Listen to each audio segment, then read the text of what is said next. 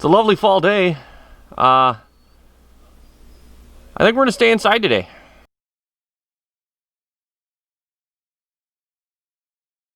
Master None here, and I thought today we'd take a look at my homemade forge that's right down here out of frame, and the anvil and hammers and associated stuff that you want to do if you want to do a little at-home smithing.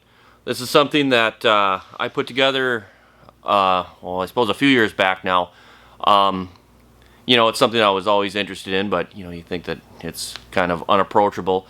And then you go and you start watching like Forged in Fire, and you think, oh boy, that'd be really great to do that. And I was over at a friend's house who had a homemade forge, and it looked pretty simple. And he showed me the YouTube video that he built the burner off. That's the hardest part. And so I put together a burner and made a forge. Found myself an anvil, and we'll talk about all this. Let's just cut right to it, and we'll show you what you need to do this at home. And it's a relatively inexpensive hobby compared to a lot of things. So let's take a look. So starting with the burner. This is I believe it's an 1 3/4 to 1 inch adapter. It has a piece of pipe on here that'll thread into your valve and a cap on the other end.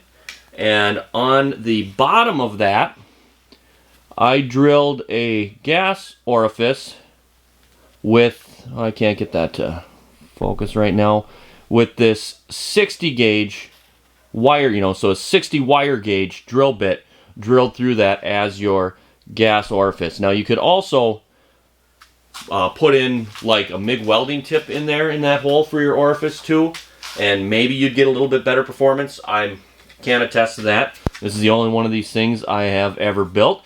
So you've got your valve here, then you've got, I believe that's about a 10-inch section of 1-inch pipe. And then, you know, this kind of acts as a venturi. As it's going down, you know, you've got air rushing in here, and you shrink it down, and that accelerates the flow. And what you get coming out in the end is almost like a jet of fire, which we'll see in just a moment here. So we actually step that up. After going 1 inch down here, we bump that back up, and I want to say that the pipe down here is like 1.5 inches, and it's just a couple inches long.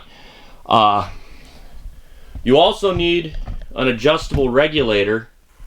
You know, so this is not just the regulator that's on your gas grill that's on or off. This is a regulator that I believe goes up to 20 or 25 psi, and you can adjust it down.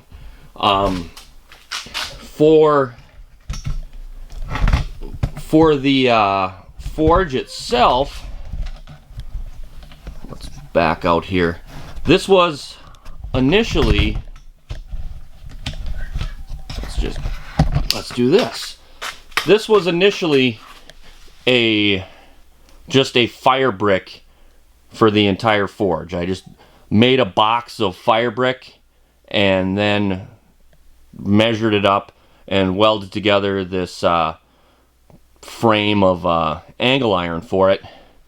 But I found that didn't quite get hot enough, so instead I got this stuff. It's called K-wool or K-wool or something like that.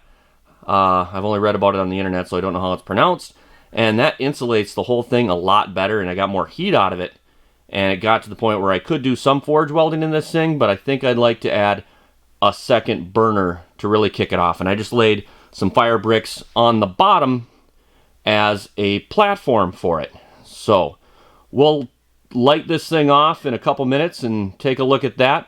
But first we'll bring you over to the other part of doing this. Is you need something to lay what you're going to work on and hit it with a hammer.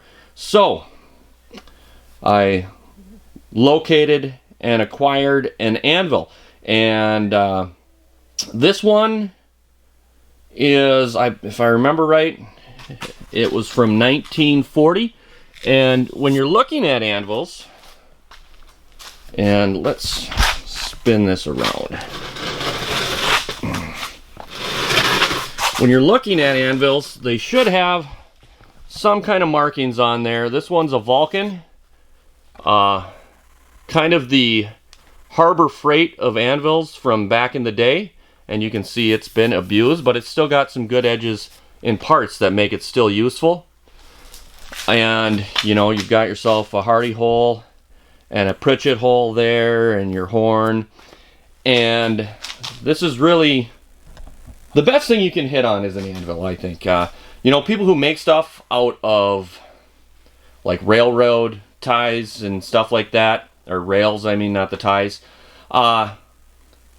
that's got more bounce than an anvil. You know, your anvil, you want to impart as much energy into the material as possible. Your hammer should come down and it should strike, and your hammer's going to rebound a little bit because all that force is going right through the stuff into the anvil. So it's anvils can be expensive, I know, but like this one's I paid $100 for. Actually, the guy who's only asking $75, I was so happy to have finally found an anvil that I just gave him my $100 bill and said, you know, thank you. And it came on this nice big chunk of wood that I anchored down with just some bar stock that I had laying around for a project that I didn't get to, and I thought, well, I can use that to anchor my anvil. So I heated it up and bent it to shape and drilled some holes in it and ran some lags, and now it's sturdy as can be. Of course, it's not anchored to the floor at all. I don't have a dedicated shop for this, so I have to move it around a lot. And I've got a very used pair of tongs. This is something that starting out, I would almost recommend actually buying like a pair of wolf jaw tongs. That'd be really versatile for you starting out. Otherwise, I've used pliers and vice grips and channel locks and everything else. You know, I'm not quite at the point where I can start making my own tongs. I'm just a complete self-taught amateur at this, so it's kind of a, this is, you know, I mean, they're not terribly complicated, but they're still, you know, some days I feel like I'm ready to do it, but I just haven't really got around to it yet. So, and then you need a hammer. Well, actually, you need more than one hammer, but this is a cross peen hammer. As you know, this is a cross peen on the back of it, something you commonly find. This one in particular, I only use on hot metal for blacksmithing. You know, and you keep it as smooth as you can and dressed up. And I've got another one that's about the same size for if I just need to hammer on stuff. And I also use a ball peen a lot. One, it's just nice to have a small hammer when you're doing fine work like the ball peen. But, you know, ball peens, you've seen a ball peen, it's got the ball on the end instead of this one's a cross peen. This is great for moving lots of metal real quickly. You know, when you hear about these different hammers, they have different purposes. So it's good to have a hammer in. I'd even like a smaller one of these for some purposes. But so really, I mean, you can build this for, I mean, under $50. This is nothing here. Well, maybe a little more. I probably went and spent $20 or something, $25 on the cow wool. And this whole thing I'd like to just scrap, keep the cow wool, and just toss everything else and completely redesign it. But, you know, that's time, energy, money, and stuff that I haven't spent on that yet. The anvil, like I said, was $100. Those I actually got for free. You know, your hammer, I don't know what the hammer costs, $20. So none of this stuff is break the bank type expensive that you can't do at home. So that is about it for the intro to blacksmithing. I will say, if you make a forge like this, that you really need to think about safety, dress appropriately, wear as sturdy as clothes as you can, wear safety glasses, wear leather boots. You don't want, and there goes my phone again, I forgot to mute that. you're going to have hot metal flying around at times, and it's not something that you really want to take lightly. And also, this is not a ventless type garage heater or something like that. You're going to have to crack the door a little bit when you're using it. But on the flip side, it puts out a lot of heat, and when I'm using this thing, this is what I use to heat the garage. I don't bother with the garage heater. So.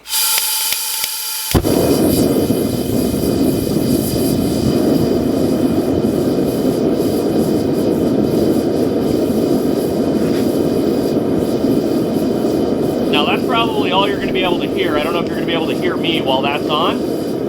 But this thing actually gets, once it heats up, it'll start more fully burning the fuel, and this flame will turn from blue to a bright greenish yellow, and it's an impressive beast, and it's just getting started. And you can see the jet of flame shooting out in there. So it is not a professional forge or by any means, but it'll get stuff hot. And I don't have the garage door open right now, and I don't actually have any intention of doing any forging here today. But I just wanted to do kind of an intro to the forging equipment. So when I do start doing some blacksmithing videos, now that the weather's getting cooler, I have some plans to do some stuff. So I wanted to answer all the questions about the equipment before I got started. And that's actually sitting on the turkey deep fryer that you saw in the beer videos if you watch those. So I'd like to make a permanent stand for it that'd be a little bit taller, because I kind of have to hunch to get stuff into that, in and out of there. So that's the intro to blacksmithing. This has been Master of None, and we'll catch you next time. Like and subscribe.